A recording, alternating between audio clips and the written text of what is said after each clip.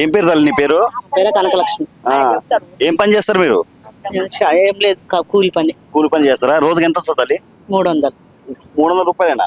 ఇప్పుడు చాలా ఊర్లలో 500, 600 అట్టుంది. 300 మాకు ఇక్కడ 300 ఇస్తారు. సరిపోతాయి అమ్మ మరి? పింఛన్ వస్తుంది నాకు. ఎంత వస్తుంది? 2000. ఇప్పుడు కాంగ్రెస్ ప్రభుత్వం మేము గెలిస్తే అధికారంలోకి వస్తే ఉన్న 2000 4000 చేస్తామన్నారు కదా, మరి చేసిరా? 4000 చేయలేదు. ఎందుకు? చేస్తా అంటున్నారు. ఇంకా చేయలేదు. మీరు అడగరా? మీకు 2000కి 4000 ఇస్తాంటే మీరు ఆశపడి ఓటేసింది. ఓకే.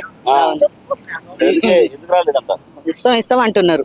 వచ్చే నెల అయితే అపై వచ్చే నెల అయితే అంటున్నారు. ఇప్పుడు మీ ఎమ్మెల్యే పొంగులేటి శ్రీనివాస్ రెడ్డి గారి పాలన ఎలా ఉంది? బానే ఉంది, పర్వాలేదు. కొంచెం బాగా చేస్తుందా?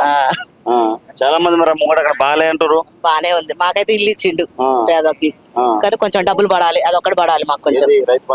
రైతు మాకు పొలం లేదు, ఏం లేదు. ఇల్లుదే 3 లక్షలు పడ్డాయి. ఇందిరమ్మ ఇల్లు వచ్చిందా మీకు? ఇల్లు వచ్చింది. ఓకే, సంతోషం. ఎంత పడ్డది? 3 లక్షలు పడ్డాయి. 3,40,000 పడ్డాయి. ఇంకా 1,60,000 పడాలి. కమిషన్ ఇచ్చినవా? ఏం లేదు, ఒక్క రూపాయి కూడా ఎవ్వరు తీసుకోలేదు. అస్సలు 1 రూపాయి కూడా ఇవ్వలేదు. పార్టీ కాంగ్రెస్ పార్టీ అయితే కాదు? కాంగ్రెస్ పార్టీ కాంగ్రెస్ పార్టీ కాదు, ఏ పార్టీ కాదు మాది.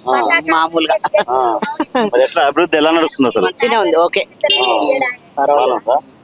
పింఛన్ ఒకటి కావాలి మాకు, కొంచెం డబ్బులు పడాలి. ఇందిరమ్మ మహాలక్ష్మి ఏదైతే మహిళలకు 2500 మహాలక్ష్మి మా చెల్లి వాళ్ళకి రాలేదు. అడగరా? అడుగుతూనే ఉన్నాం, వస్తాయి అంటారు. వస్తే నమ్మకం ఉందా నీకు? ఇప్పుడు రేవంత్ రెడ్డి గారు ప్రభుత్వం అధికారం నుంచి వెళ్ళిపోయే వరకు 2500 మహాలక్ష్మి మీకు వస్తుందని నమ్మకం ఉందా? ఉన్నది. ఉందా? ఇస్తా అన్నాడు కదా, నమ్మకం అన్నాడు కదా, వాగ్దానం చేసిండు కదా. ఫ్రీ బస్ వల్ల ఉపయోగం ఉందంటారా? ఉన్నది. లేదు, ఉన్నది. పోతున్నాం. ఇప్పుడు మా దగ్గర కూలీలు చేసుకుంటోళ్ళు ఎప్పుడో బస్ ఎక్కుతున్నాయా? ఏమైనా గవర్నమెంట్ టీచర్లకి, గవర్నమెంట్ ఉద్యోగస్తులకి వాళ్ళ జీతం చాలక వీళ్ళు మంచిగా ఫ్రీగా వస్తుర్రు. సంగతి చెప్తున్నా. మాదే ఉందమ్మా, నేను ఎక్కిపోవాలంటే ఎప్పుడో 6 నెలలకు బస్ ఎక్కుతా. కొట్టుకుంటారు. మేము పోతున్నాం. అలాగే ఎవరో పరిపాలన బాగానే ఉందిలే. పాపం సన్నబెత్తుడు, కడుపు తిట్టుడు, ఒక్కొక్కటి తప్పు ఒక్కొక్కటి రైట్ చేసిండండి. ఆ పింఛన్ 2000 పింఛన్ ఎప్పుడో మా భర్త చచ్చిపోయినప్పుడే కేసీఆర్ పెట్టిండు. పింఛన్ అప్పటి నుంచి మొత్తం ఉన్నాయిలేండి. 2000 4,000 ఇస్తారని ఇంటర్వ్యూ పెట్టిండు. 4/2 ఇచ్చిండు. మరి 2000 ఇస్తాడో దిగిపోతారుగా పెడతాడు సందకం. ప్రతి నెల వస్తూనే ఉండయ్యా. ఇస్తుండ అబద్ధాలు ఇయ్యలే పిల్లలకి. ఇక అతంతా నాకేం తెలుసు చెప్పు, నా సంగతి నాకెరక. తులం చాలా ఉన్నాయి.